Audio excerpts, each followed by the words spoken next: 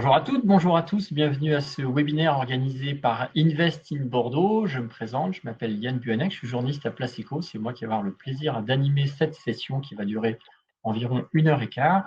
Les 5 intervenants sont déjà là, ils vous attendent pour répondre aux questions de l'après-crise et surtout du rebond. On a déjà fait un webinaire avec Invest in Bordeaux une dizaine de jours avec Philippe de Sartine. L'économiste nous a exposé sa vision des choses pour la fin de l'année et pour 2021. Cette fois, l'idée, c'est de voir quelles sont les opportunités à saisir, les façons de faire dans vos entreprises pour rebondir, parce qu'on a besoin aussi d'optimisme, et c'est important de voir quelles sont les bonnes idées à saisir à droite ou à gauche. Donc, nous avons 5 intervenants aujourd'hui qui vont nous livrer leur témoignage.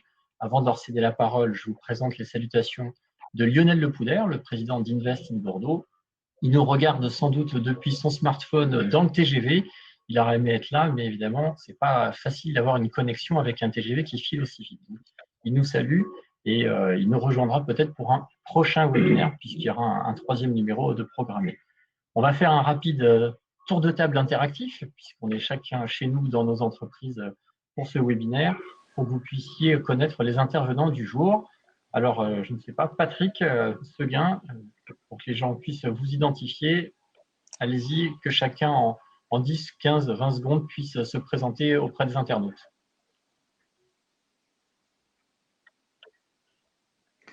Merci Yann, bonjour, je suis Patrick Seguin, le président en exercice de la Chambre de commerce et d'industrie de Bordeaux et de la Gironde, mais je suis aussi, comme tous les élus de la Chambre, chef d'entreprise. Je suis président de 2 sociétés dans l'ingénierie sanitaire.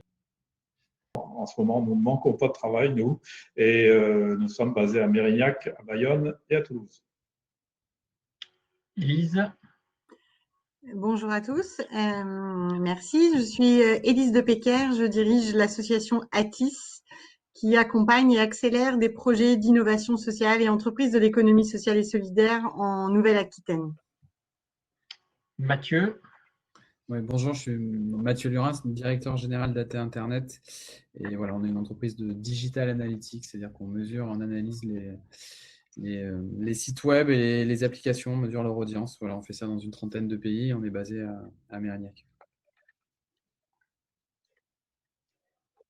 Basé à Mérignac. Je ne sais pas si tout le monde a eu la fin de la phrase, mais ouais, basé à Mérignac. Voilà. Dominique. Bonjour à toutes et tous, Dominique Brousteau. Je dirige la société que j'ai créée il y a 18 ans qui se nomme Team Reza, qui édite des plateformes digitales à destination de gestion événementielle, donc secteur très touché depuis début mars, ainsi que éditeur de plateformes CRM pour les TPE-PME. Alors évidemment, la première question, elle était pour celui qui vient de disparaître de l'écran. Hein. C'est sans doute comme ça que ça se passe à chaque fois. Ah, le revoilà.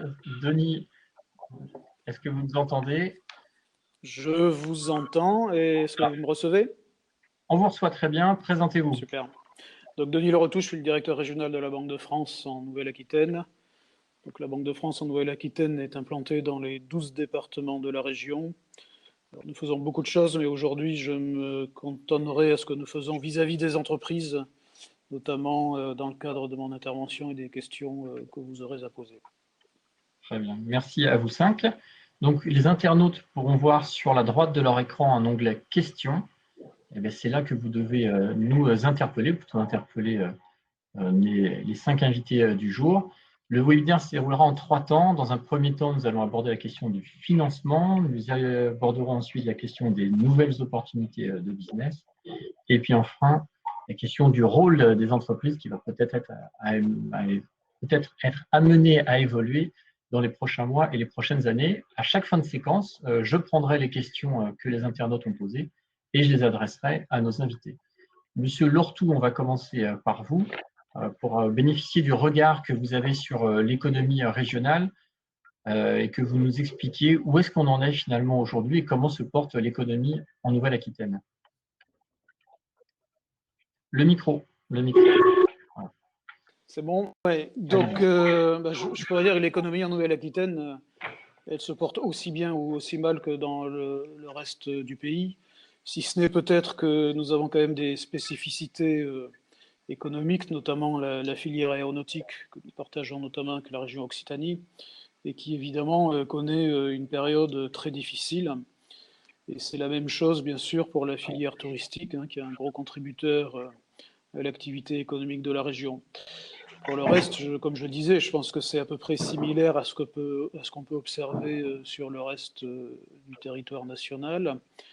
Alors, c'est le mois de mai, quand même, depuis le 11 mai, on a vu un regain de l'activité. Donc, c'est suite à la première période de déconfinement, hein, qui a commencé le 11 mai. Pour autant, bon, c'est une embellie, c'est clair, mais ça ne fera pas l'été, si j'ose dire, puisque en fait, quand on regarde quand même de manière plus en profondeur, hein, sur le reste de l'année, la Banque de France prévoit une baisse du PIB de 10,3% pour l'année 2020, avec donc un espoir de remonter dès 2021 à 6,9, donc une remontée assez forte, et puis une poursuite de cette reprise en 2022 avec 3,9% de hausse du PIB. Ça, c'est un scénario dit central, qui est très corrélé à la situation sanitaire, en fait. Donc il y a deux autres scénarios, un plus favorable et un moins favorable, qui sont selon que la situation sanitaire évoluera, elle aussi, de manière plus favorable ou moins favorable. Enfin, quoi qu'il en soit, si on retient ce scénario central, on voit en fait que la baisse de notre PIB, hein, elle est surtout emportée par la réduction de la consommation des ménages, hein, qui a été une consommation en réduction forcée, en quelque sorte, hein, au cours des dernières semaines, avec un corollaire cependant, dont on parlera peut-être tout à l'heure, flux d'épargne très important, puisqu'aujourd'hui on est entre le surplus d'épargne lié à la baisse de consommation entre 55 et 60 milliards, et très vraisemblablement, toutes choses égales par ailleurs, à 100 milliards d'ici à la fin d'année. La question, notamment, pour la relance de la machine économique, c'est que faire de ces 100 milliards d'épargne à disposition des ménages. Et ça, c'est sûrement un bon carburant pour que la machine reparte.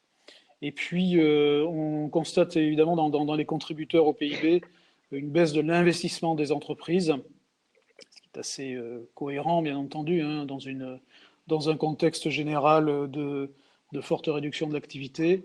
Et donc là aussi, il y a sûrement un réservoir de croissance potentielle. Alors, in fine, bien sûr, on a d'abord une crise sanitaire qui se traduit par une crise économique et très vraisemblablement une crise sociale, puisque, eu égard donc à cette réduction générale d'activité, le taux de chômage devrait, lui, augmenter donc pour atteindre 10,1% de la population active en 2020. Et au maximum, il y a toujours un décalage, hein, de plusieurs mois entre l'activité et sa traduction dans le taux d'emploi ou de chômage, de 11,7 en 2021. Donc ça, c'est toujours notre scénario central. Voilà ce que je peux dire. Oui. La question du financement des entreprises, au sujet du jour, elle passe nécessairement par des fonds propres importants, notamment pour affronter des crises comme celles qu'on connaît aujourd'hui. Qu'est-ce qui explique qu'en France, les fonds propres, quand on se compare avec les voisins, soient aussi faibles, et comment est-ce qu'on peut remédier à ça? Alors, je dirais un peu par provocation qu'aujourd'hui, le financement de l'entreprise, justement, ne passe pas trop par les fonds propres. Il est beaucoup intermédié, notamment par le système bancaire, donc sous forme de prêts, bien entendu. D'ailleurs, quand il m'est arrivé d'intervenir lors de conférences au cours des mois passés, notamment au mois de janvier, ou plutôt février, quand on présente les résultats des entreprises à la fin d'année, il y a toujours un sujet récurrent qui est de dire est-ce que les entreprises arrivent à se financer. En fait, toutes les statistiques démontrent que en temps normal, on va dire, sans crise telle que nous la connaissons aujourd'hui, il n'y a pas de difficulté de financement des entreprises. Dès lors qu'elles ont de bons projets pour financer leurs investissements, les financements se trouvent facilement. Et par ailleurs, puisque ça c'est d'actualité, le prêt garanti par l'État, hein, qui permettait de faire un pont de trésorerie très important, a été accordé aussi assez largement. Les taux de refus de PGE sont très faibles. Et par ailleurs, Tout à l'heure, je parlais des activités de la Banque de France. Quand les entreprises ont une difficulté d'accès au crédit, elles peuvent toujours s'adresser à nous, la Banque de France, dans chacune de nos directions départementales, puisque nous gérons la médiation du crédit, aplanir les difficultés que peuvent rencontrer les entreprises avec les pourvoyeurs de fonds que sont les banques. Mais le problème, et vous le percevez bien, c'est que l'apport qui peut se faire notamment par le système bancaire, ces derniers temps, a surtout consisté à financer donc pour faire face à des difficultés de liquidité immédiate. Demain, cet argent, il faudra très vraisemblablement, si les conditions ne changent pas, bien entendu, je vous prends, rembourser ces prêts. Bon. Par ailleurs, vous savez très bien que plus les entreprises ont des fonds propres et plus l'effet multiplicateur, justement, pour obtenir des crédits joue. Et donc, ça permet, bien sûr, de conforter le développement des entreprises. Alors, je pense que, vous savez, il y a deux modèles, en fait, hein, dans le capitalisme moderne, on va dire. Il y a le modèle anglo-saxon, qui passe beaucoup par des visions de court terme, de rentabilité du capital assez rapide. Et puis, il y a ce qu'on appelle le modèle rhénan, donc modèle allemand, où on voit qu'on joue plus sur le temps long, sur la stabilité, sur le confortement des structures financières des entreprises. Et je pense que, en fait, quand on parle de financement des entreprises et de fonds propres, enfin bon, Patrick Seguin aura sûrement beaucoup de choses à dire là-dessus, mais je pense qu'en fait, on évoque un modèle de développement économique, un modèle d'entreprise et une analyse par rapport au temps long et par rapport à ce que les bailleurs de fonds sont prêts à donner en termes d'attente, justement, de manière à ce que les investissements produisent des résultats dans des horizons de temps assez étendus. Donc, ce qui me semble manquer, en fait, hein, c'est tout simplement de la stabilité, du confortement de structure et le temps. Voilà. Très bien. Vous avez voilà, évoqué Patrick Seguin qui a un regard justement assez aiguisé sur cette question-là, parce que vous présidez la Chambre de commerce Bordeaux-Gironde, donc à l'échelle départementale, c'est quelque chose que vous viviez de très près depuis le début du confinement. Ce manque de fonds propres, alors quelles conséquences ça a? Comment est-ce que vous voyez les choses pour améliorer cette situation?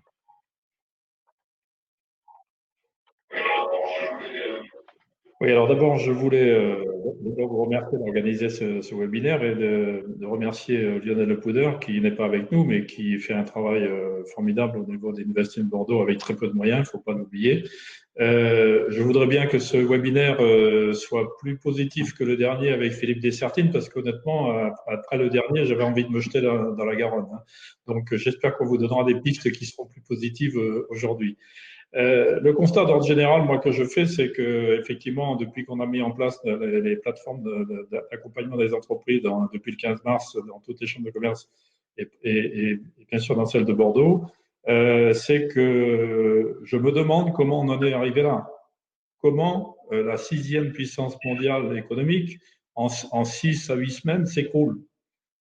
C'est quand même, il faut se poser cette question. On est capable de passer un été où les gens sont en congé et ça reprend normalement en septembre, ça pose pas de problème parce que c'est rentré dans les coûts. Et là, on a des pans d'économie, 50 à 60% de l'économie qui s'écroule parce qu'on a 6 à 8 semaines d'arrêt d'activité. C'est la première question qu'on se pose. Après, à travers comme on occupait les 84 000 entreprises de la Gironde, on a évidemment été dans le fond, puisqu'on a fait des accompagnements renforcés. Ce qu'on appelle l'accompagnement renforcé, c'est qu'on a pris la main dans l'entreprise pour l'aider à faire son PGE, pour l'aider à trouver des solutions, etc. Et on a vu des choses effarantes. Je vous en cite des exemples. Une SARL de 110 personnes au capital de 10 000 euros, sans fonds propres.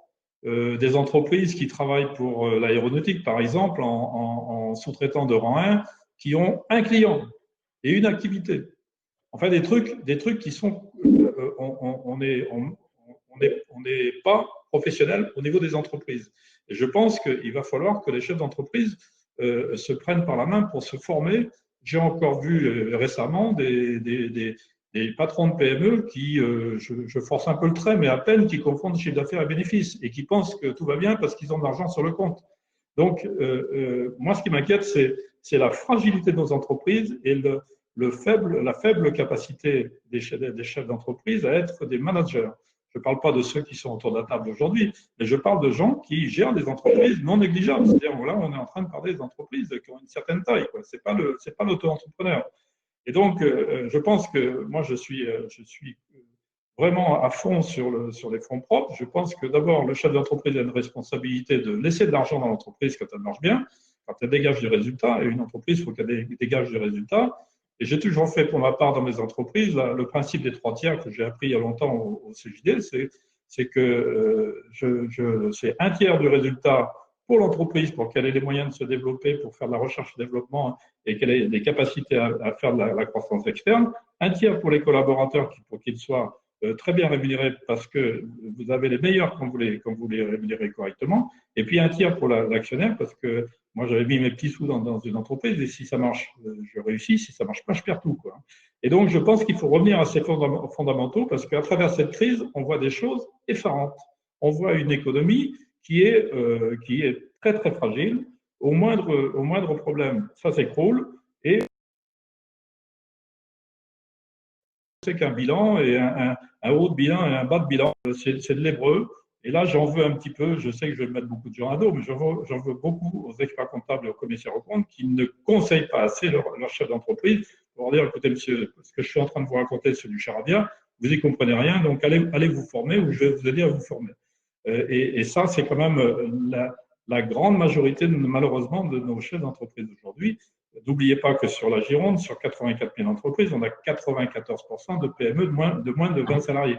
Et donc, les grosses boîtes n'ont aucun problème à ce niveau-là, puisqu'elles sont structurées, elles sont organisées, elles ont la compétence et la connaissance. Mais il va falloir sans doute mutualiser les moyens pour qu'on aide ces entreprises et qu'elles acceptent de faire entrer un petit peu dans le capital ou en fonds propres des gens qui vont les aider. J'ai vu que le capital investissement mobilisait 6 milliards en ce moment pour rentrer en flottant dans les entreprises. Il faut que les entreprises ouvrent à des gens qui sont capables de les aider à se développer. Encore faut-il qu'ils aient des projets de développement qui tiennent la route et qui soient rentables. Sur la question des fonds propres, certains économistes disent que de toute façon, beaucoup d'entreprises n'auront pas les moyens de rembourser le PGE qui est actuellement assez largement déversé par les banques et qu'il n'est pas impossible que ce PGE il se transforme un jour pourquoi pas, en fonds propres dans les entreprises. Est-ce que c'est quelque chose, alors ça paraît aujourd'hui assez incroyable, mais est-ce que vous pensez que c'est quelque chose qui est possible techniquement et qui est souhaitable, qui est envisageable?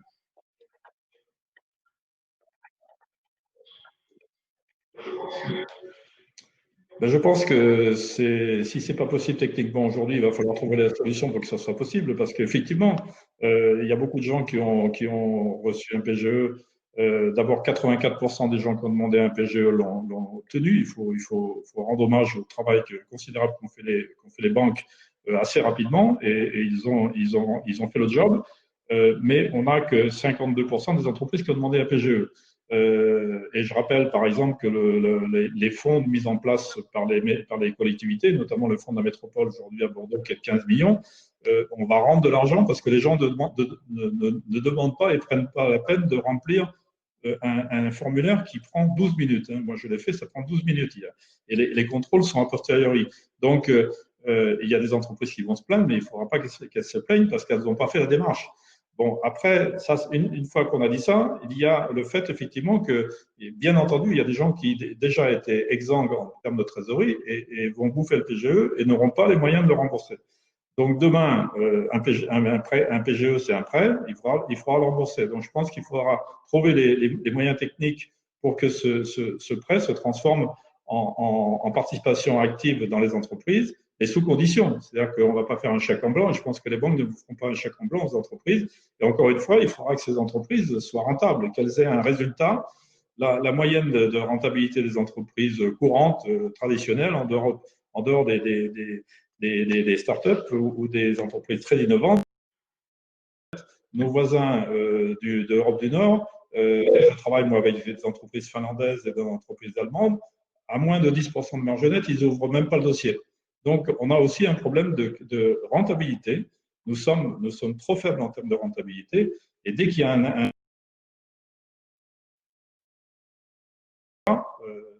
l'entreprise est en difficulté. Très bien. Monsieur Lourtou, alors je pense que vous êtes encore là. On n'a plus l'image, mais je pense qu'on a encore le son. Voilà, vous venez de brancher le micro. On évoquait la possibilité que le PGE accordé par les entreprises puisse se transformer en fonds propres, puisque certaines entreprises, sans doute, n'auront pas la capacité de rembourser. Est-ce que, techniquement, est-ce que c'est possible? Est-ce qu'on peut imaginer des solutions demain, des solutions nouvelles pour faire face à ce problème nouveau? Je pense que vous m'entendez bien là? Oui, très bien, vas-y. Ok. Je pense que techniquement, tout est possible. Alors, effectivement, hein, c'est une information qui circule, que les entreprises qui ne seraient pas en capacité de rembourser leur PGE, donc celui-ci se transforme en prêt participatif d'une certaine façon. Donc, écoutez, c'est le ministère des Finances qui en décidera de toute façon, puisque le PGE est garanti par l'État. Donc, c'est bien le ministère des Finances qui est à la manœuvre sur ce sujet. Nous verrons dans un an, ce sera la première échéance, puis par la suite, quels seront les leviers qui seront mis en place. Alors, juste une question, mais la question est vaste. Monsieur Seguin, pourquoi sommes-nous mauvais en termes de rentabilité? C'est Sabrina qui vous pose cette question. Mais il y a les deux niveaux, il y a le bas et le haut. C'est-à-dire qu'en France, on a effectivement des charges plus importantes que nos voisins. Donc, c'est vrai que ça empiète sur la rentabilité des entreprises. Mais on a aussi une culture du résultat qui n'est pas la bonne. Aujourd'hui, par méconnaissance des solutions innovantes de travail sur le web, d'actions commerciales groupées, de travailler en filière. On a des entreprises qui sont dans leur petit coin et qui se cantonnent. Elles considèrent qu'elles sont performantes quand elles font 2% de marge nette.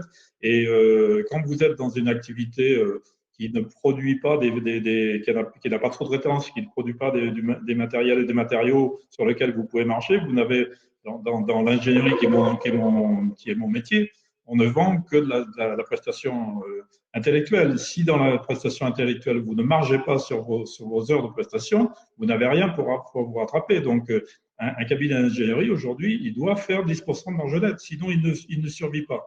Et la moyenne de notre profession, aujourd'hui, en France, c'est 5%. Donc, il faut avoir le challenge de ne pas avoir honte, parce que ça, c'est un problème français, ne pas avoir honte de gagner de l'argent, mais à condition de le redistribuer. On va continuer sur le sujet des nouveaux business, des nouvelles façons d'aborder le commerce et les affaires, puisqu'évidemment, cette crise a changé pas mal de codes, pas mal de choses. L'idée, c'est d'illustrer ça à travers les témoignages de plusieurs entrepreneurs. On va commencer avec Dominique Brousteau. Alors, allez, en 30 secondes, nous expliquer un peu plus précisément comment est-ce que, voilà, c'est quoi l'activité de Team Resa, et puis poursuivre sur la façon dont vous avez vécu cette nouvelle qui, dans votre secteur, est quand même très dure à vivre. Oui, alors, juste une introduction sur le sujet précédent. Nous, on a contracté le PGE tout en ayant des fonds propres. Non, je ne vous entends pas. Je ne sais pas si… Oui, vous m'entendez? Non. Non, là, vous avez coupé le micro. Vas-y, vous m'entendez?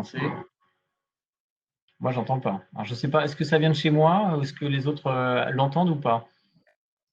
Voilà, est-ce que vous m'entendez? Nous, on entend. On entend, moi j'entends personnellement. Non, Dominique, je suis désolé, mais on ne vous entend pas. On vous entend plus. Alors, vous entendez pendant la répétition, il y a un quart d'heure. Oui, alors je suis désolé. Peut-être sans le casque, je ne sais pas si ça vient du micro. Ah oui, nous entendons. Bon, très bien. Juste à l'introduction, pour notre président de la Chambre, voilà, moi, un témoignage. La première chose que j'ai dit à mes collaborateurs, c'est que nous avions les fonds propres pour accuser le coup de cette tempête, mais que immédiatement nous prendrions les dispositions proposées par l'État, parce qu'on ne savait pas combien de temps durerait cette tempête. Donc voilà, on fait partie de ces privilégiés qui avons des fonds propres, qui avons contracté un PGE, qui disposons de différentes mesures, parce qu'on ne sait pas l'après. Donc voilà, moi, si j'ai un conseil à donner à des confrères entrepreneurs qui n'ont pas encore contracté, qu'ils le contractent quand même, parce que on n'est pas encore certain de l'issue de cette crise sanitaire qui a un impact forcément sur l'économique et le social. Bon, ça, c'était ma petite intro. Après, sur les nouvelles opportunités, c'est voilà, compliqué aujourd'hui. On peut juste constater, et c'est mon métier, Mathieu également, que le digital, dans plein de domaines, va permettre de raccourcir des cycles. Ce dont nous n'avions pas forcément conscience auparavant, où c'était une utilisation superficielle, raccourcir des cycles dans le commerce, mais pas forcément le commerce interne, mais le commerce de proximité.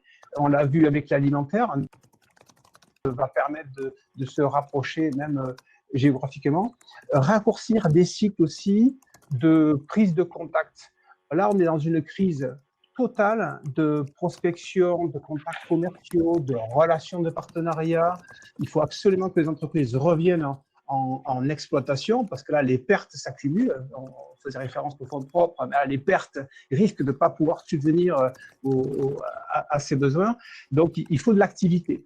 Et là, encore une fois, le digital, sous toute forme, y compris ce qu'on est en train de vivre actuellement sur le webinaire, mais aussi sur de la relation entité-personnée, c'est dans un cadre spécifique de mise en relation qualitative, raccourcir les cycles de prise de contact, de rencontres, et il faut l'espérer, de négociations, de protocoles d'accord, et je l'espère avec les mois, les jours, semaines à venir, des rencontres physiques. Mais il y a une prise de conscience que le digital peut raccourcir ces cycles-là, et c'est encore plus vrai à l'international, où nous avons, avec Patrick Seguin, le président de Vinexpo également, les cycles toute la démarche de dégustation, de rencontre avec des producteurs, des acheteurs est complexifiée aujourd'hui, voire impossible. Donc là, le digital va être aussi un moyen de faire de la rencontre simili physique par le virtuel, mais avec du réel, parce que il faut déguster un vin, comme il faut avoir une démonstration de produit. Voilà. Donc ça, c'est des nouvelles formes de collaboration, de travail, de démonstration, pour lesquels on rencontrait des freins jusque-là. Là, clairement, aujourd'hui, on ne pourra plus s'en passer. Mais ce n'est pas un substitut. C'est un accompagnement, c'est une alternative, mais surtout pas un substitut. Alors, vous avez profité du confinement pour lancer un nouveau produit. Je crois que c'était déjà en développement. Alors, expliquez-nous un peu comment ça s'est passé pour lancer ces business meetings. Ouais, tout à l'heure, pardon, je reviens encore à ce qu'a dit Patrick. Pour moi, l'ADN du chef d'entreprise, c'est sa capacité à rebondir et sa résilience. Hein. C'est vraiment le principe de base quand on est entrepreneur ou dirigeant, et qui plus est quand on est en crise. Nous, on est dans le digital, mais pour l'événementiel réel. Donc, depuis début mars, tout s'est arrêté. Et on a perdu 50 événements depuis début mars jusqu'à la fin de l'année. Annulés. Non pas reportés, annulés. Donc, je vous laisse imaginer ce que ça peut représenter en chiffre d'affaires. Donc, on a proposé très vite, alors au sein de l'équipe, on s'est regroupé, on a dit, on ne va pas se laisser faire, on va sortir des cartons tout un tas de développement. Donc, on a sorti des principes de rencontres one-to-one en visiophonie. On a proposé l'écosystème bordelais. Maintenant, ça se déploie sur d'autres territoires, des rencontres individuelles, qualitatives, pour permettre à des acteurs économiques, des TPE, PME, des ETI, de se rencontrer et faire des affaires. Ça, c'est la première alternative qu'on a trouvée pour rebondir rapidement. Donc, je vais dire qu'on a signé des lots de constellation en ayant des projets, quelques projets, mais ça ne compense pas les 50. Hein. Et puis, l'autre alternative, c'est qu'on vient de signer là un contrat pour une collectivité qui va permettre à des encadrants sociaux de rencontrer des experts et de faire des demandes de rendez-vous en ligne, programmer des rendez-vous en ligne et le cas échéant, faire des rendez-vous en visio. Donc, ces encadrants du département hein, vont accompagner des jeunes en difficulté pour voir des experts et on met en place ça. Et ben là aussi, c'est le digital auquel on ne pensait pas pour ce genre de situation critique dans le domaine du social qui va être exploité. Donc, on s'est voilà, on s'est investi là-dedans maintenant pour permettre ces rapprochements entre experts et comment dire, les personnes qui sont dans un besoin d'information ou de conseil. Le premier business meeting, il a été organisé il y a quelques semaines maintenant. Le second, il se tient cette semaine. Ouais, demain. Expliquez-nous voilà, le principe et puis sur celui des prochains jours, combien de personnes inscrites qui viennent faire quoi lors de ces business meetings?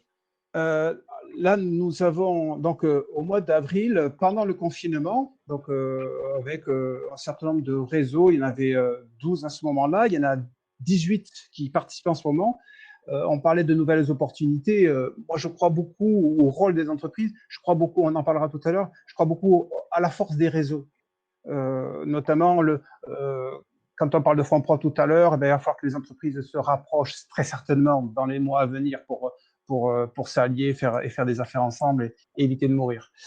Donc, les business meetings qui ont lieu là ces 3 prochains jours, c'est une convention d'affaires. Ça, c'est pas nouveau, mais c'est une convention d'affaires qui est en visiophonie et bon, ben dans cette situation de crise, ben, il y a 330 entreprises qui ont déclaré 100 430 et quelques demandes de rendez-vous et on a pu programmer pour ces 3 jours 2750 et quelques rendez-vous qui vont se dérouler en visiophonie pendant 3 jours. On est sur du multisectoriel, même si on a segmenté entre l'agroalimentaire, le digital, l'industrie, le tourisme et le BTP.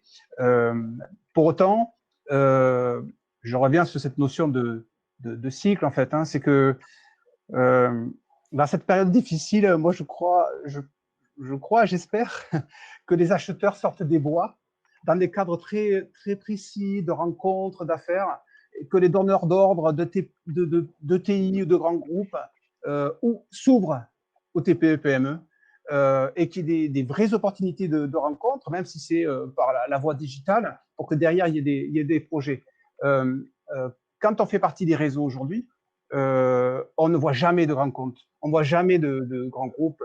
Et les ETI se regroupent entre elles, mais c'est difficile de les rencontrer. Elles sont en train de s'ouvrir et il y a une volonté de déploiement. Et encore une fois, on parle souvent des Allemands, ben, il faut absolument qu'il y ait plus d'ETI, surtout quand on est en situation de crise comme ça, sur le territoire français. Donc pour ça, il faut que les TPE-PME aient les possibilités de grossir. Bon, on revient aux fonds propres, etc.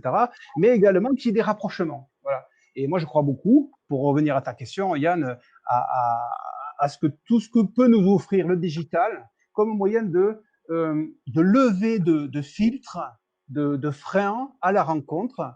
Bon, après, il y a une question d'économie aussi. Hein, ça coûte moins cher de se voir en visu, en tête-à-tête, que de faire 2 heures de route pour traverser la région. Voilà. Mais je crois beaucoup dans le digital pour ça, même si c'est mon métier, mais dans l'absolu, j'y crois en accompagnement de reprise ou de développement d'activité.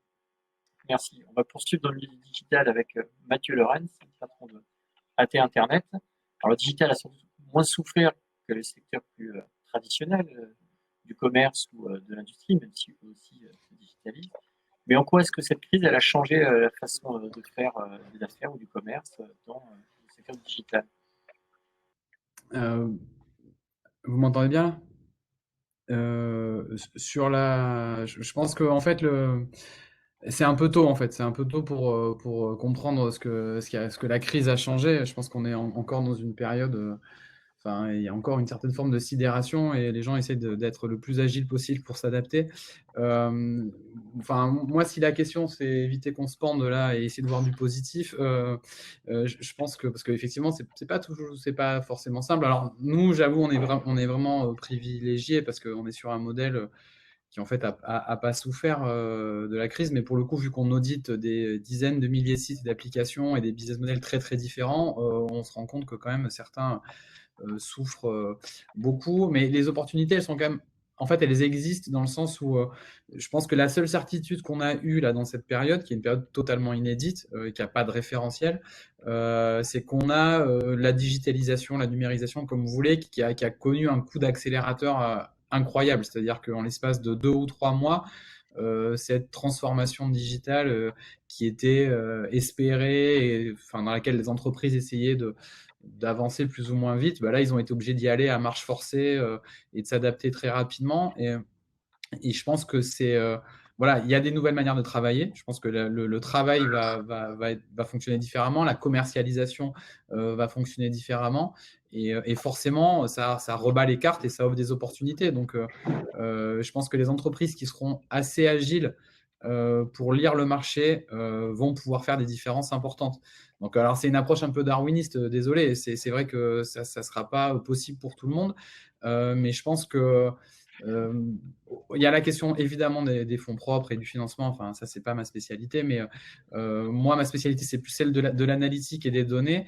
Et c'est vrai que je pense que ça va être un moment important parce que, enfin voilà, on n'a vraiment aucun référentiel. C'est-à-dire, c'est jamais arrivé dans l'histoire de se retrouver dans une situation pareille. Donc, je pense que ceux qui vont être capables de lire le marché, ceux qui vont être capables et très vite faire preuve d'agilité et d'adapter, ça peut être plus ou moins à la marge, etc., à leur modèle économique, pour eux, il va y avoir des opportunités qui sont intéressantes. Et là où je pense qu'il y a une autre... Parce que bon, voilà, pour revenir à Darwin, qui survit, c'est pas forcément le plus fort, c'est pas forcément le plus gros, c'est juste celui qui s'adapte le plus vite. Hein. Et là, on va être dans une époque très, voilà, où l'adaptation va être super importante.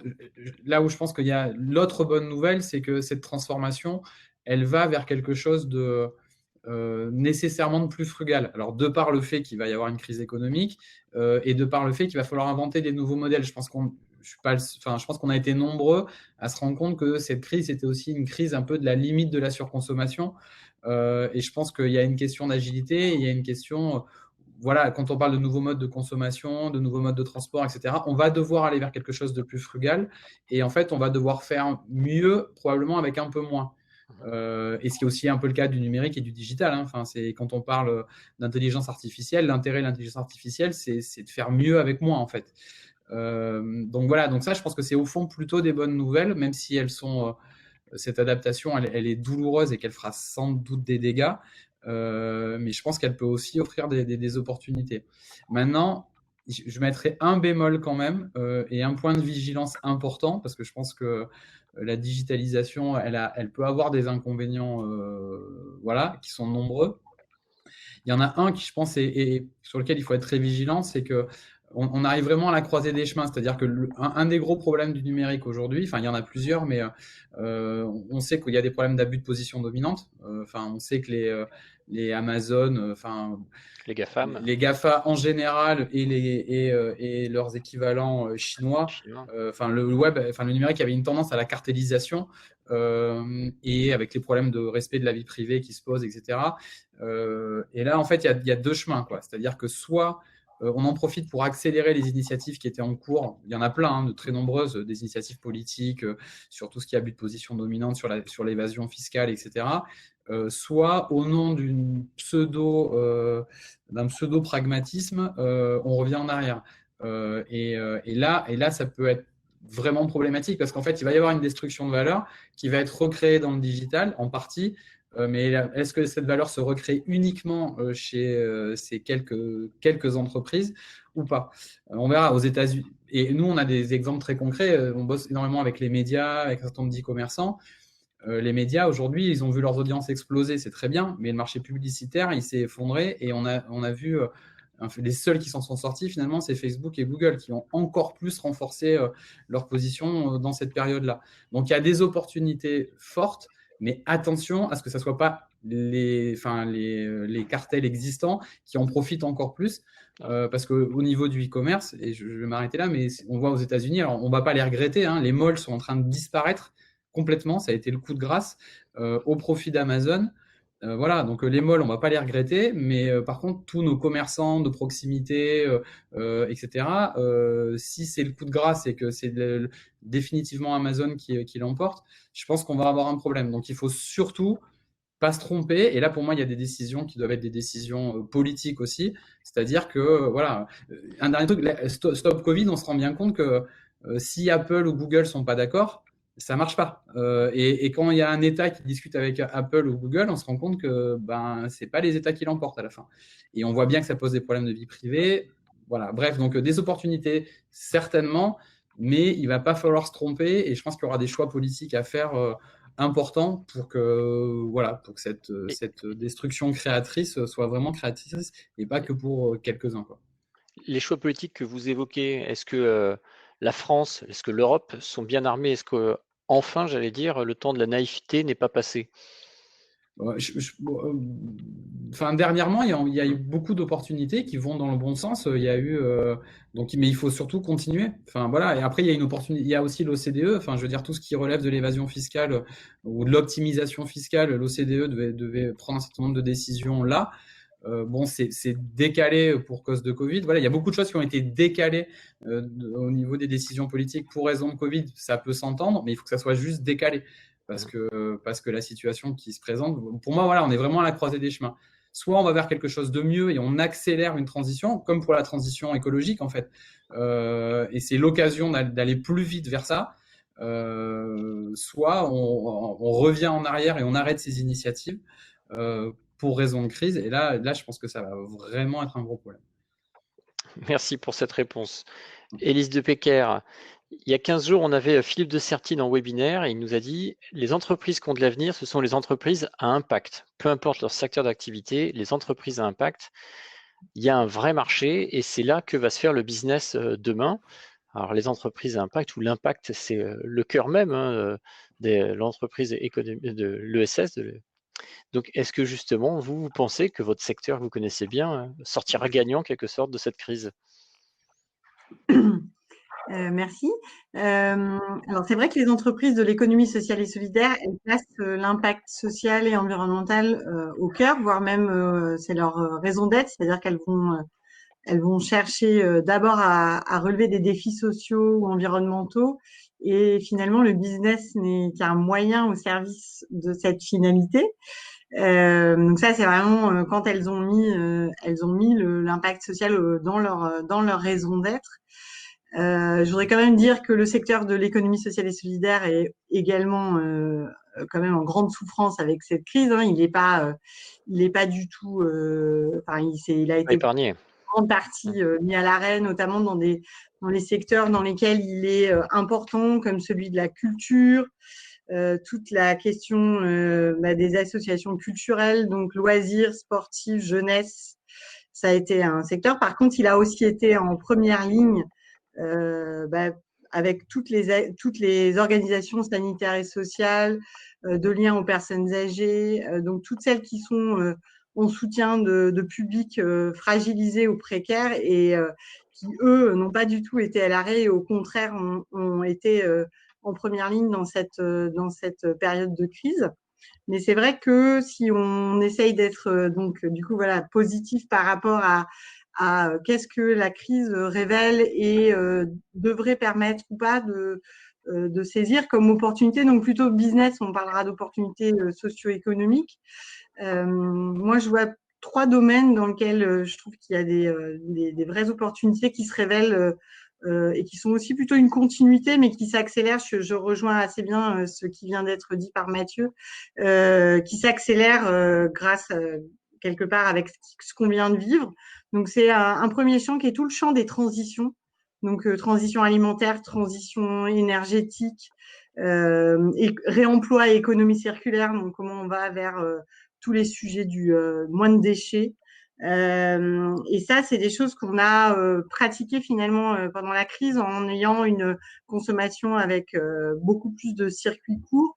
On voit par exemple que des projets comme le supermarché coopératif Supercoop, c'est des projets qui ont connu un phénomène de croissance pendant la crise, puisque on avait un rayon d'1 kilomètre pour aller trouver où consommer local. Et finalement, le supermarché coopératif a été découvert par certaines personnes qui en fait n'avaient pas du tout connaissance de son existence. Donc voilà, donc s'alimenter différemment en circuit court, c'est des opportunités, mais qui vont avec la nécessité du coup de faire émerger des producteurs locaux, que ce soit dans le domaine de l'agriculture, mais aussi dans le domaine de la transformation alimentaire et beaucoup plus de distribuer mieux notre économie avec des micro-usines et unités de transformation. Donc, je pense que voilà, dans ces champs de la transition alimentaire, mais transition énergétique aussi, on voit que des entreprises coopératives comme Enercop, qui commercialisent l'énergie renouvelable, sont des entreprises qui ont connu des développements et une accélération. Elles étaient déjà en développement, mais elles connaissent une accélération, je pense, grâce à une prise de conscience aussi et à une envie de consommer différemment des citoyens. Le deuxième champ que j'observe, donc ça, c'est les transitions. Ça touche aussi les transports, la mobilité, donc mobilité douce. Voilà, il y a vraiment un grand nombre de domaines qui devraient être accélérés. Mais je rejoins du coup aussi le point de Mathieu, c'est que il faudra des politiques publiques qui sont favorables. C'est-à-dire qu'un des risques à cette crise, c'est de mettre de côté la question de la transition énergétique et écologique, et de se dire ça coûte trop cher de faire du zéro déchet, donc on y va et on remet le plastique au premier rang. Et on verra plus tard pour la planète, quoi. Et bien revenu quand même, le plastique. Et alors qu'en fait, on allait vers des solutions qui étaient quand même plus sobres en plastique. Donc voilà, il y aura, je pense que les politiques publiques peuvent influer sur la manière dont on va ou pas accélérer cette transition écologique. Le deuxième champ que je vois, c'est ce qu'on a, c'est des exemples, c'est ce que défend beaucoup un cabinet qui s'appelle Utopie, qui concerne la question de la relocalisation productive et comment, avec des unités de production déjà existantes, on est capable de produire plus vite, plus localement, d'autres choses. En fait, on voit par exemple une entreprise comme, alors c'est une grande entreprise, mais une entreprise comme Seb qui aujourd'hui sur un outil de production qui produit des friteuses, arrive à produire des vélos électriques. Et en partant du constat que c'est important de relocaliser la production de vélos parce que va y avoir une augmentation sur les questions de mobilité douce et que donc être autonome et résilient dans notre pays en fabrication de vélos, c'est quelque chose d'important et stratégique. Et donc, est-ce que je peux ou pas produire des vélos? Donc c'est un peu simplifié ce que je raconte, mais je trouve qu'on peut s'interroger aussi sur quelles seront les opportunités de production locale qui sont stratégiques pour regagner en autonomie dans nos territoires et mieux distribuer du coup la manière de fabriquer dans notre territoire. Donc ça peut être sur des sujets de santé comme sur des sujets liés aux transitions, ce que j'évoquais précédemment. Et le troisième donc? Le troisième, alors c'est l'inclusion. Pour moi, en fait, il va y avoir un énorme enjeu qui est évidemment l'emploi et l'inclusion. Aujourd'hui, on voit que des expérimentations comme Territoire zéro chômeur de longue durée, qui travaillent à partir du coup des besoins locaux, c'est-à-dire qui évaluent comment localement, quels sont finalement les flux qui permettraient de relocaliser aussi de l'activité, quelles sont les compétences des personnes qui sont au chômage aujourd'hui dans mon territoire et comment je peux du coup faire matcher en fait et les compétences et les opportunités de création d'emplois. Et donc on a une expérience en Nouvelle-Aquitaine qui est assez emblématique, qui est à Mauléon. Mais on a plusieurs territoires qui seraient prêts à venir. Et donc, pour moi, le champ de l'inclusion, il sera fondamental. C'est comment je développe des activités productives, mais inclusives. Et il y a des entreprises aujourd'hui d'insertion, des entreprises adaptées qui embauchent des personnes en situation de handicap qui sont en croissance sur notre territoire. Et je pense que c'est intéressant d'accélérer leur développement. Et on en trouve de nombreuses dans les champs de la transition. Donc, ça rejoint mon premier point. Merci pour ce propos. Monsieur Lortou, vous êtes toujours là, on vous entend en tout cas. Est-ce que vous pouvez nous apporter votre regard sur les filières qui, selon vous, dans les prochains mois, sont amenées à rebondir peut-être plus vite que d'autres? Vous m'entendez bien là? Oui, oui, allez-y. D'accord. Je serais peut-être tenté de dire que celles qui peuvent rebondir plus vite et plus fort sont celles qui sont descendues plus bas, mais bon, c'est un peu une boutade. Bah, je pense que les filières et les activités qui peuvent redémarrer plus fort, en fait, sont celles qui trouveront de la demande. Alors, soit de la demande finale de consommateurs ou dans un cadre business to business, quoi, tout ça. Faire un catalogue bien compliqué de répondre simplement à cette question qui est assez complexe. Mais donc, je pense qu'il faut rencontrer sa demande, ça c'est une certitude. Et je pense aussi d'ailleurs que ce qui a été évoqué sur les circuits courts, sur la proximité, ça me semble très intéressant et très porteur d'avenir. Et puis, je pense aussi peut-être que les entreprises et les filières qui s'en sortiront le mieux, finalement, ce sont celles qui porteront du sens, qui porteront des valeurs, puisque bon, on parle toujours du nouveau monde, comme si évidemment il y avait une coupure fracassante entre le mois de mars et aujourd'hui, ce que je ne crois pas, hein, évidemment. Mais enfin, quoi qu'il en soit, ça amène à réfléchir sur un certain nombre de choses. Et je pense que, notamment dans les relations commerciales entre entreprises, eh bien, il y a des notions qui seront de plus en plus importantes, comme notamment le respect de ses fournisseurs, le respect de ses clients. Alors, ça peut se traduire de différentes manières. Ça peut se traduire dans la façon dont on conduit la relation commerciale, bien entendu. Alors, j'ai eu beaucoup de coupures dans le cadre du webinaire, donc je ne sais pas si vous avez parlé de la problématique des achats, par exemple. Non, pas encore. Mais je pense que la crise actuelle a conduit notamment toute la filière achat, les directions achats des entreprises, à un peu revoir leur mode de fonctionnement et notamment avoir une approche plus portée par les risques et notamment sur la capacité de résilience. C'est-à-dire que quand on est directeur des achats d'une entreprise, eh bien, on se rend bien compte que la problématique de coût n'est pas la seule qui doit entrer en ligne de compte. Et donc, on doit avoir tout un réseau solidaire de fournisseurs et qui, alors tout à l'heure, l'un de vous parlait de la force des réseaux. Je pense qu'on est en plein dedans, en fait. C'est-à-dire que quand on est en B2B notamment, le réseau c'est très important et le partage d'objectifs sociétaux d'une certaine façon, hein, et de valeurs, ça entre dans ce système un peu holistique de création générale de les achats là, auront un rôle très important à jouer dans ce qu'on appelle volontiers le nouveau.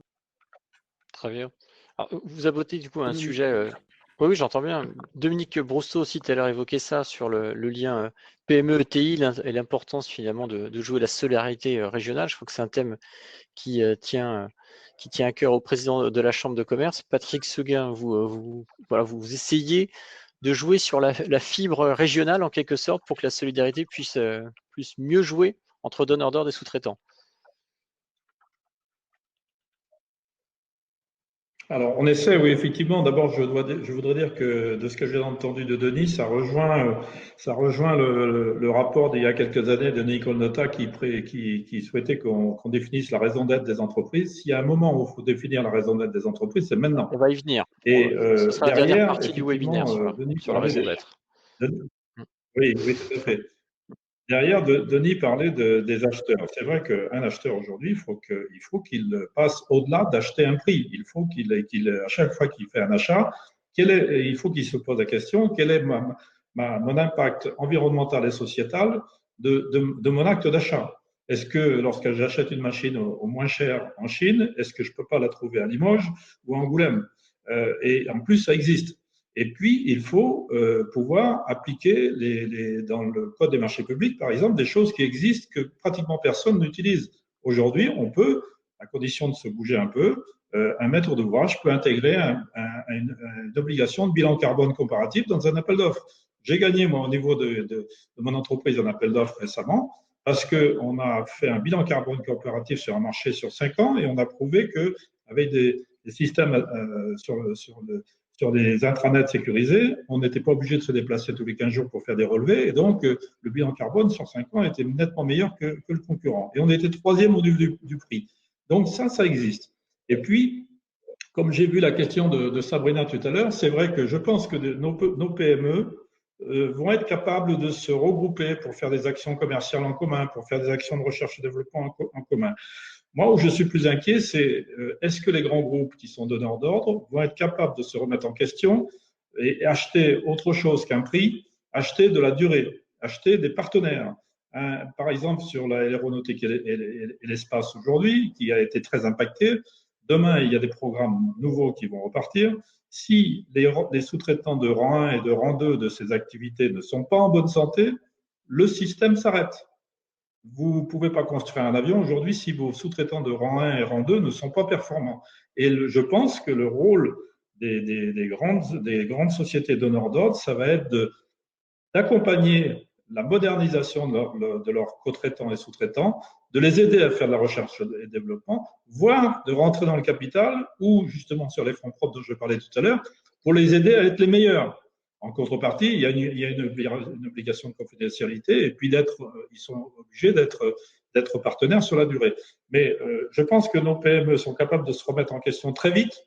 J'ai vu pendant la crise des regroupements d'entreprises qui ont fait des films sur le web, sur YouTube dédiés à leurs clients et qui ont très bien marché. Et ensuite, chacun a fait son business et a pu remporter ou pas un marché.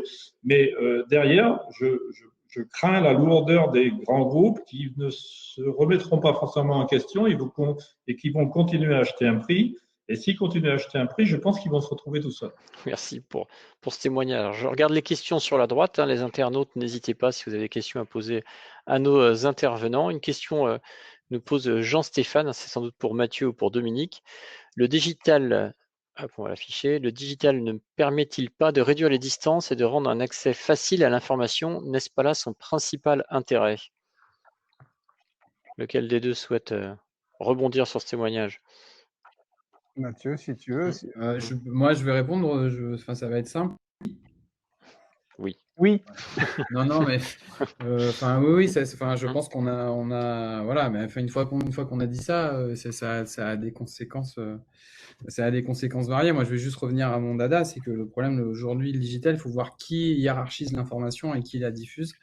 Et je vais revenir à mon obsession un peu du monopole de la manière dont est diffusée l'information. Enfin, je pense qu'aujourd'hui, il y a un vrai enjeu de défendre la pluralité et le sérieux de l'information. Et aujourd'hui, si la seule manière dont vous recevez de l'information, c'est via votre fil Facebook ou via les réseaux sociaux, on va avoir un petit problème. Et vu qu'il y a des enjeux politiques importants en face de nous, je pense qu'il sera important que les messages passent correctement. Donc c'est pour ça qu'il y a des opportunités remarquables grâce au digital, mais ça fait peser aussi un certain nombre de menaces, quoi. Juste un point, parce que par rapport à ce qui vient d'être dit juste avant, je ne peux que partager ce qui a été dit sur la relation qu'il peut y avoir entre les grands groupes et les PME, les ETI, etc. Nous, on est quand même l'exemple que ça ne fonctionne pas aujourd'hui. Je veux dire. Qu'est-ce qui ne fonctionne pas? Nous, je crois qu'on a, on n'a juste pas de clients en région Nouvelle-Aquitaine et on en a moins en France que dans le reste de l'Europe. C'est juste. Et pourquoi? Je sais pas, mais autant les Allemands savent. C'est même pas un problème de préférence nationale, mais je pense qu'ils savent développer un écosystème et ils vont aller chercher plutôt un acteur local pour un certain nombre de raisons. C'est pas le cas chez nous. Moi, j'en désespère. Hein. Honnêtement, nous dans nos métiers, il y a 3 acteurs au niveau mondial. Il y en a un seul qui est un acteur européen et a fortiori français. Voilà, on arrive à convaincre les plus gros médias anglais, allemands, on a des clients en Asie, on a signé Huawei en Chine, etc.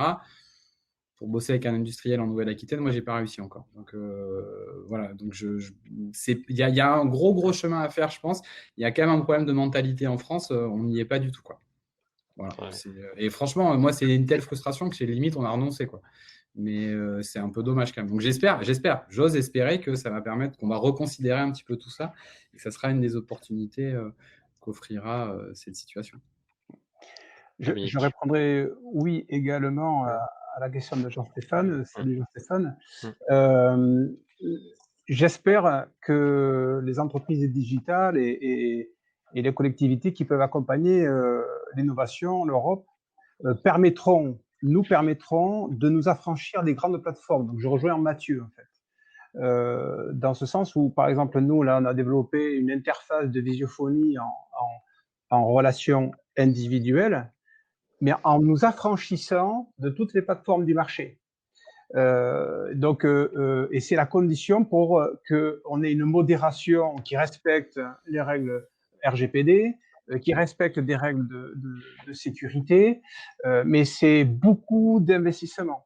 Voilà. Donc, voilà, je suis d'accord en tout point avec Mathieu. Il faut absolument qu'il y ait de l'écosystème encore plus actif qu'il ne l'est pour qu'on puisse s'affranchir de l'invasion des grands acteurs et qu'on puisse modérer nous-mêmes un cadre qualitatif que le digital permettra en matière de raccourcissement de cycles, de rencontres ou de flux de commerce.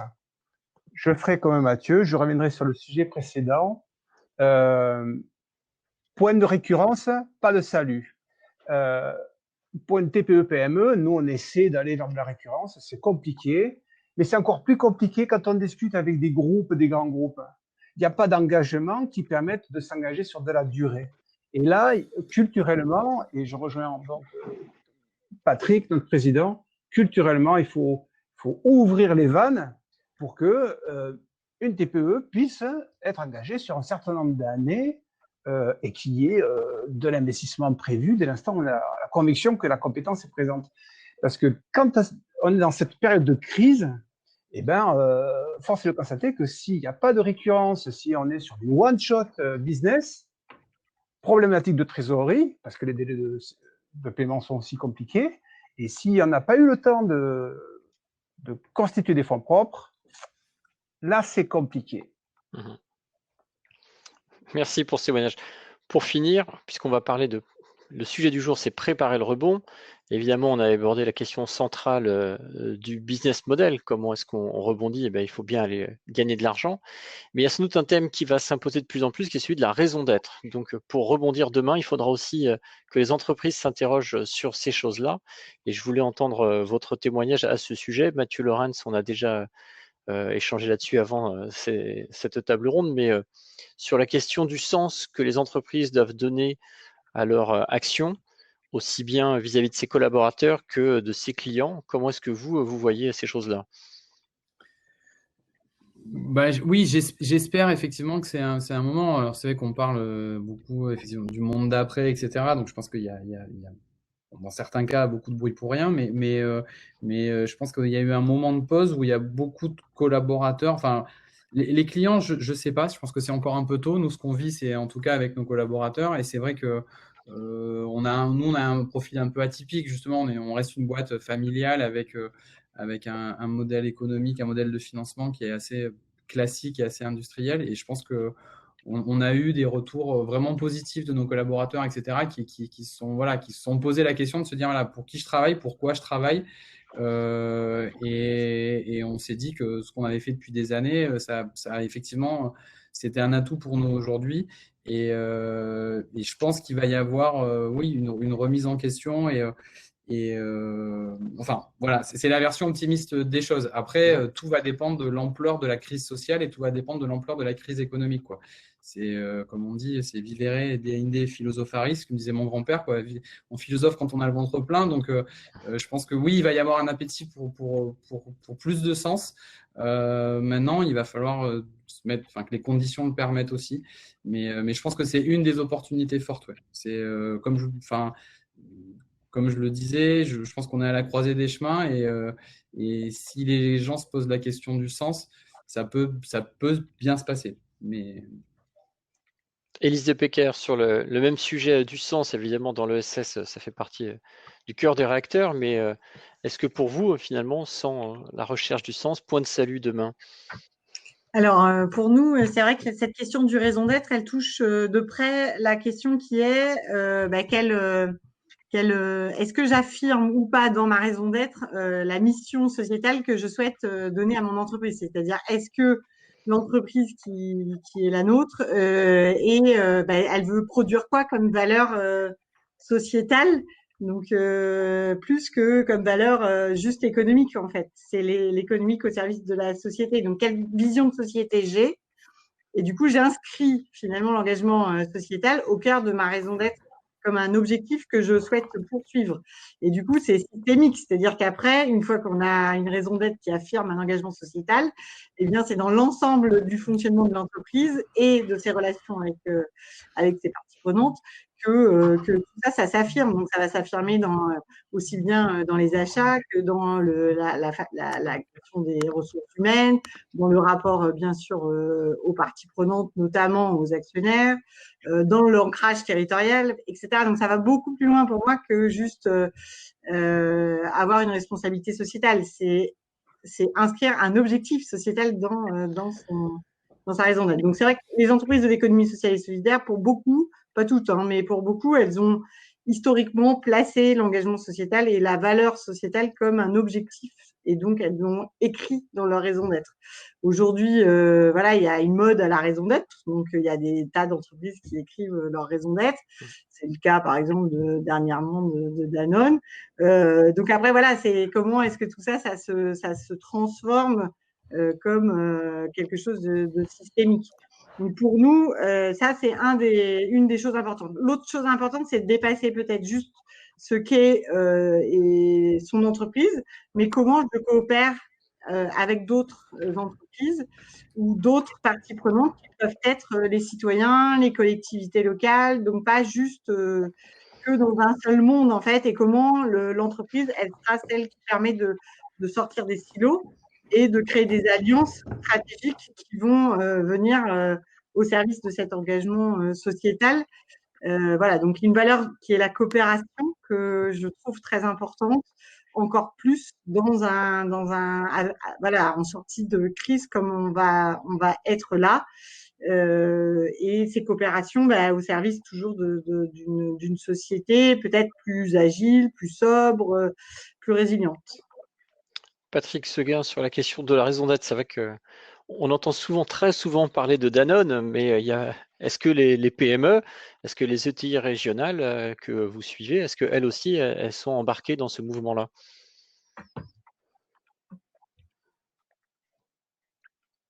Ça commence à prendre forme dans les esprits, mais on part de très loin. Alors, une fois n'est pas coutume, je voudrais le souligner, c'est que l'État, à travers l'Agence de participation de l'État, l'APE, qui contrôle toutes les entreprises où l'État a une participation, a demandé à toutes ces entreprises de définir la raison d'être avant le 31 juillet. Et pour donner un exemple très concret, nous votons au conseil de surveillance de l'aéroport de la société aéroportuaire de Bordeaux-Mérignac la définition de la raison d'être. Pour une fois, l'État est en avance. Mais ce que je voulais dire sur la raison, il faut que les entreprises se penchent sur ce sujet, mais il ne faut pas que ça soit la tarte à la crème. Il faut que ça soit quelque chose qui donne une avance à l'entreprise en termes environnemental, en termes sociétal, mais aussi en termes commercial. C'est-à-dire qu'il faut être capable de dire chez nous, des collaborateurs, on n'a pas de problème de recrutement parce que les gens viennent chez nous parce qu'ils ont envie de venir chez nous, parce qu'on a une vraie raison d'être et qu'on ne fait pas que le dire et l'écrire, on l'applique. Et puis derrière, il faut que le client il ait envie de traiter avec vous parce que travailler avec une entreprise qui est très en avance là-dessus, ça se mérite. C'est-à-dire qu'il faut inverser le système. Aujourd'hui, il faut arriver à ce que les donneurs d'ordre et les grosses entreprises et les collectivités choisissent une entreprise, non pas uniquement par son prix, mais parce qu'elle est la mieux-disante environnementale, la mieux-disante sociétale et la mieux-disante sur la qualité des services. Et là, je peux vous dire qu'il y a un gap parce qu'aujourd'hui, 97% des marchés au niveau national sont traités au moins 10 ans. Donc, il y a un très gros travail à faire. Il y a une prise de responsabilité des dirigeants et des décideurs, que ce soit des décideurs publics ou des décideurs privés, de façon à ce que on dise, OK, on fait des partenariats durables. C'est pas du one shot que l'on fait. On fait des partenariats durables avec des gens avec qui on croit, et on va même les aider dans le cadre des mutualisations, dans le cadre du parrainage. Moi, je tiens beaucoup au parrainage dans mon métier d'origine qui était les travaux publics, le gros parrainer le petit pour que le petit devienne performant de façon à ce que le gros soit meilleur. Et ça, il faut le regénéraliser parce que le gros donneur d'ordre, s'il a les meilleurs pour travailler en sous-traitant et en co-traitant, il sera le plus performant. Mais on part de loin et il va falloir évangéliser. Et quand on sait que je sais par exemple que sur la Gironde, à travers cette crise, on a pu constater aussi que 38% des entreprises ne sont pas reliées à Internet. 38%. Ça va être compliqué de les amener à la raison d'être. Effectivement, donc, on part peut-être de loin, il y a d'autres sujets à traiter. Simon qui pose une question. Est-ce qu'une incitation à la mesure d'impact social et environnemental portée par les institutions publiques n'est pas un moyen pour repenser l'impact au cœur du processus de décision des entreprises? Patrick Seguin, vous aviez la parole. Est-ce que vous souhaitez répondre? Est-ce que le pouvoir public a un rôle à jouer? Ça peut être une bonne solution, mais il faut être réaliste. Il faut que ça soit si il faut acheter plus cher parce que l'entreprise est meilleure, ça ne marchera pas. Il faut qu'il y ait un intérêt collectif. Et je ne crois pas beaucoup au fait de passer par l'obligation. Encore une fois, il y a des possibilités dans le code des marchés sur le marché privé, à condition qu'il y ait la volonté. Donc, c'est une culture, une éducation, au même titre que je parlais tout à l'heure de l'éducation sur la marge. Quand on constate des entreprises qui confondent marge nette et marge brute, encore là aussi, il y a du boulot à faire. Donc, je pense qu'il faut sur la performance sociétale, la performance environnementale, la performance du profit, et puis ne pas oublier aussi qu'il y a encore trop d'entreprises qui notamment patrimoniales, qui ne laissent pas l'argent dans l'entreprise. Et je répète ce que j'ai dit tout à l'heure, moi je suis profondément choqué par des entreprises où il n'y a pas un sou, parce qu'à la fin de l'année, à chaque fois qu'il y a eu un petit peu de résultat, on a distribué des dividendes. Quand on voit bien que nos amis allemands et des pays d'Europe du Nord, ils ont des capacités aujourd'hui dans cette période de tenir 6 mois sur la trésorerie de l'entreprise. Nous, on ne tient pas 6 semaines. Donc, il y a des questions à se poser là-dessus. Il faut une évolution culturelle et au niveau des managements et au niveau des chefs. Pour conclure, je voudrais que chacun puisse me dire en quelques mots. Quelqu'un voulait prendre la parole, pardon? Oui, Yann, pardon, je veux dire un mot sur la raison d'être. Moi, je voudrais juste faire un focus sur l'évolution que doit avoir le management dans les entreprises. Alors, pas forcément les TPE-PME, mais des entreprises plus grandes. Quand on est en crise, la transparence s'impose. Si je fais une allusion au sport, au rugby en particulier, quand il y a une mêlée qui se relève, ou quand on est en tempête sur un bateau, on ne triche pas. Donc, ça veut dire qu'en termes de management, il faut être capable de fournir de l'information objective, rationnelle, qui permettent aux collaborateurs de s'engager complètement. Et autre thème d'évolution culturelle au travers de cette crise, même s'il y a une génération zapping dans l'emploi, alors ça va se calmer, mais quand même, ça risque de se maintenir pour certains profils. Sur une courte durée, il faut qu'un collaborateur il soit fier de porter le maillot. Et pareil, allusion au rugby ou au sport en général. Et là, c'est une question de culture aussi et de vision qu'on peut partager de l'entrepreneur, de l'entreprise et d'engagement qu'on peut porter dans une entreprise. on va vers une crise forte. Pardon, je vais toucher un sujet sensible, mais il va falloir bosser plus, quoi. Moi, je bosse 91 heures par semaine. Bon, je suis entrepreneur, j'assume, mais il va falloir qu'on travaille davantage. Donc, il va falloir s'organiser aussi. Il va peut-être revoir des règles du jeu en matière de temps de travail. Je vais choquer certains. Mais comment faire sinon? Comment faire sinon? Voilà. Donc, voilà, cette notion d'appartenance, d'engagement, elle doit partir du management et que les collaborateurs puissent s'y associer. Et évidemment, les 3/3, le fait que les collaborateurs soient récompensés du travail, c'est essentiel. Pour conclure, je voudrais que chacun puisse me dire en vraiment quelques mots, il faut vraiment aller très vite, quelles leçons il tire de cette crise. Alors, elle n'est pas complètement terminée, mais au moins des 3 mois qu'on vient de vivre. Voilà, s'il y avait une leçon à tirer, quelle serait-elle? Dominique, tu avais la parole si tu souhaites poursuivre.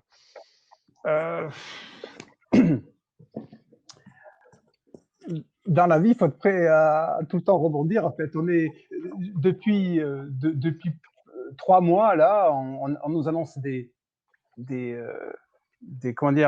news qui étaient vraies hier, qui sont plus vraies aujourd'hui, qui ne le seront pas demain. Bref, toujours être prêt à rebondir. Toujours être prêt à rebondir. C'est la résilience. Ça doit être une. Comment dire? On doit prendre ça aux enfants, quoi. Très bien. Voilà. Élise. Du coup, on est quand même dans un monde où il y a de l'incertitude. Donc, je rejoins, c'est-à-dire que pour moi, il est nécessaire de pouvoir être agile, mais dans un principe de coopération, et qu'à plusieurs, quand même, on est meilleur. Parfait, merci. Mathieu, quelle leçon à tirer? Moi, je pense il y a un certain nombre de transitions qui sont, enfin, on en a parlé, elles sont nombreuses, qui étaient importantes et qui étaient urgentes. Et là, je pense qu'elles deviennent critiques. Je pense que maintenant, enfin, je me suis rendu compte pendant ces 3 mois-là qu'on avait, on savait qu'on n'avait pas beaucoup d'années devant nous, mais je pense que maintenant, ça va se jouer en mois. Donc, mais ça peut être pour le mieux, mais il va falloir pas traîner. Et Patrick? Oui, je crois qu'il va falloir surtout ne pas oublier ce qui vient de se passer, parce que le quotidien va vite reprendre, et surtout être capable de dire plus jamais ça, parce que quand on voit qu'on n'a pas été capable de tenir le coup sur 6 semaines, il faut que si jamais on a un problème qui revient, quel qu'il soit d'ailleurs, hein, on soit beaucoup plus armé, et il faut construire l'entreprise de demain avec beaucoup de garder la tête froide et être capable de dire, bon, demain, on va être obligé de travailler différemment, et il faut se l'imposer. On a constaté quelquefois, et je termine là-dessus, que on se donne l'objectif, par exemple, de dire, cette année, on va prendre 20% de part de marché à tel endroit, et puis il faut qu'on augmente notre marge de 2%. En règle générale, si on se donne les moyens, on y arrive de toute façon. Donc, il faut se donner des objectifs ambitieux. Et pour conclure, Denis Lurtou, je ne sais pas si vous avez entendu la question, si vous étiez connecté ou pas. Quelle leçon à tirer de cette crise? Une réponse en moins d'1 minute, en quelques mots. D'accord, vous m'entendez bien parce que j'ai toujours un problème de connexion.